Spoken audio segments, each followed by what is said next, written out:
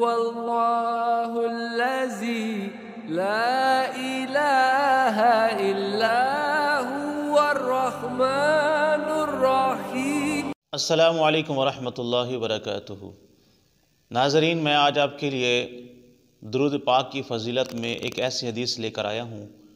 یقیناً آپ نے پہلے یہ حدیث نہیں سنی ہوگی، یا سنی ہوگی تو پھر آپ کا ایمان دوبارہ تازہ ہو جائے گا۔ میں نے جب یہ حدیث پڑھی ہے، یقین جانیے دل کو سکون سا مل گیا ہے کہ درود شریف پڑھنے پر اللہ تبارک و تعالی کتنا ہمیں اجر عطا فرماتا ہے۔ تو ناظرین، میں حدیث کو شروع کرتا ہوں۔ امام غزالی رحمۃ اللہ تعالی علیہ نے اس حدیث کو اپنی کتاب میں لکھا ہے کہ اللہ تبارک و تعالی نے ایک فرشتے کو پیدا فرمایا ہے۔ وہ فرشتہ کتنا بڑا ہے کہ اس کا ایک بازو مشرق اور دوسرا مغرب تک جاتا ہے، اور اللہ تبارک و تعالی نے اس فرشتے کو اتنا بڑا بنایا ہے کہ اس کا سر عرش تک ہے۔ پہلی زمین اور آسمان کے درمیان جو فاصلہ ہے نا ناظرین، علماء لکھتے ہیں کم از کم اب تیز رفتار سواری پہ جاؤ 500 سال لگیں گے، آپ پہلی زمین سے پہلے آسمان تک پہنچیں گے۔ پھر اسی طرح پہلے آسمان سے دوسرے آسمان کا جو فاصلہ ہے نا وہ بھی 500 سال کا ہے۔ پھر اسی طرح دوسرے سے تیسرے آسمان کا فاصلہ بھی اتنا ہے، پھر تیسرے سے چوتھے، چوتھے سے پھر پانچویں، پانچویں سے پھر چھٹے، چھٹے سے پھر ساتویں، تو تقریباً یہ 3500 سال کا فاصلہ بنتا ہے، آپ 7ویں آسمان تک جائیں گے۔ پھر اس کے آگے سدرۃ المنتہا ہے، پھر اس کے آگے عرش ہے، تو اس کا سر فرشتے کا عرش تک ہے، اور اس کا پاؤں تحت الثری، جہاں پر 7 زمینیں ختم ہو رہی ہیں نا وہاں تک اس فرشتے کا پاؤں ہے۔ اور کائنات میں جتنے انسان ہیں، پرندے ہیں، اللہ کی مخلوق ہے، چاہے وہ مچھلیاں ہیں، چاہے وہ جانور ہیں، چاہے وہ پرندے ہیں، چاہے وہ جن ہے، چاہے وہ انسان ہے، جتنے بھی اللہ کی مخلوق ہے نا، اللہ کی مخلوق کے برابر اس کے پر ہیں۔ اب ہوتا کیا ہے، امام غزالی لکھتے ہیں کہ اللہ تبارک و تعالیٰ اس فرشتے کو حکم دیتا ہے کہ میرے دریائے رحمت میں غوطہ لگا، تو یہ بحر نور کے اندر غوطہ لگاتا ہے۔ غوطہ لگانے کے بعد یہ فرشتہ پھر اپنے پروں کو جھاڑتا ہے۔ جب یہ فرشتہ غوطہ لگانے کے بعد اپنے پروں کو جھاڑتا ہے تو اس کے پروں سے پانی کے قطرے ٹپکتے ہیں۔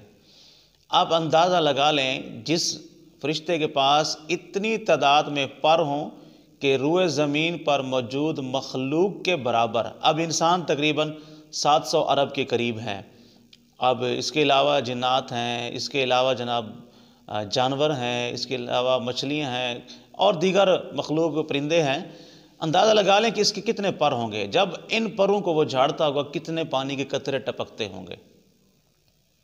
تو جو اب پانی کے قطرے ٹپکتے ہیں، پھر ہر قطرے پر اللہ تبارک و تعالیٰ ایک فرشتے کو پیدا فرماتا ہے۔ اب اندازہ لگیں کتنی تعداد میں فرشتے پیدا ہوتے ہوں گے۔ اب ہوتا کیا ہے، جو شخص نبی پاک صلی اللہ علیہ وسلم پر ایک مرتبہ درود بھیجتا ہے، اللہ تبارک و تعالیٰ اس کے صلے میں کیا دے رہا ہے، وہ جو فرشتے پیدا ہوتے ہیں نا وہ اس بندے پر کیا کرتے ہیں، اس بندے کے لیے اس دن سے قیامت تک اللہ تبارک و تعالیٰ سے مغفرت کی دعائیں کرتے رہتے ہیں۔